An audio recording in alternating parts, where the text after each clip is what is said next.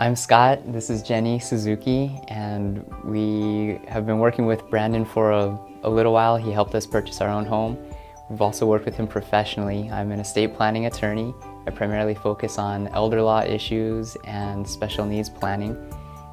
I think I met Brandon approximately 5 or more years ago. We were at it was a workshop, so he's always doing professional training, and I happened to be there. We met, and a little while later we met professionally, and we had some referrals back and forth, doing some probate work and doing some referrals to him. We needed some properties to be sold quickly, so we went with Brandon, and so it's been several years that we've been working with him.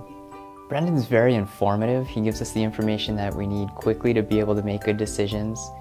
He works on really, really difficult cases. We had a property several years ago in a very hard to sell location, and he was able to clean it up very quickly, sell it, get a good price for our clients, and it's just a pleasure to work with him because he's so knowledgeable.